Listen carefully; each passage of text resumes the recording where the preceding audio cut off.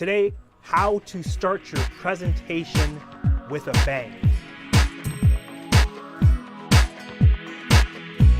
How to start your presentation with a bang.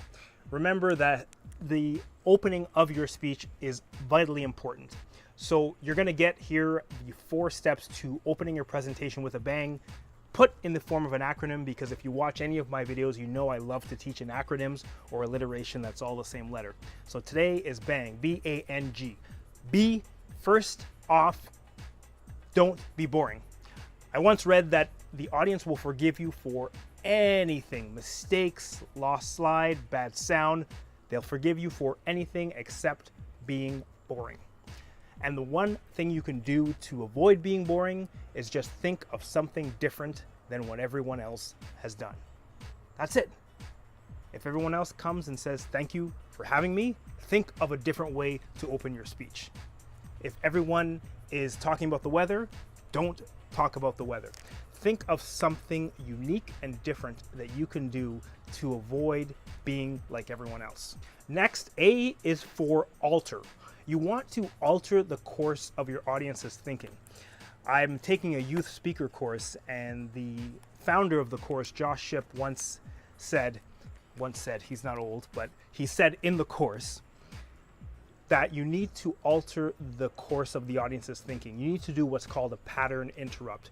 He says that you want the audience to expect one thing. They're already expecting something when you walk up on stage. You want to change that pattern, alter their thinking, and have them thinking something different. For example, I used to be a police officer, so a lot of times, especially when I speak to kids, they expect me to be very regimented, don't do drugs, stay in school. So I can break that by coming out with a joke or coming out with an activity, something that alters the course of their thinking. So ask yourself 2 questions. Number 1, what is my audience thinking about me? Preconceived notions, stereotypes, whatever. And number 2, what can I do to alter that? The N is for nudge. You want to nudge your audience in the way that you're going.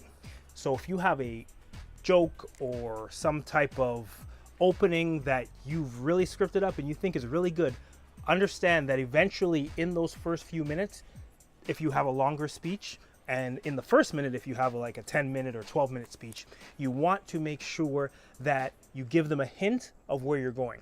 You want to make sure there's something that's going to tell them what they're going to get over the course of your speech. You don't need to give away everything, but you want to give them a hint so that they can know what to expect.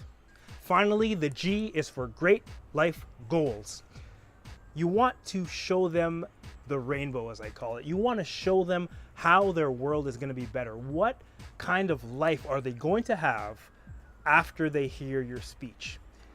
The best thing you can do after you nudge them in the direction that you're going, show them the prize they're going to get at the end. Give them a hint at it. Say, if you listen to me, actually, don't say if you listen to me. Say, you're going to pick up and you will get. Always use you. See, I corrected myself there.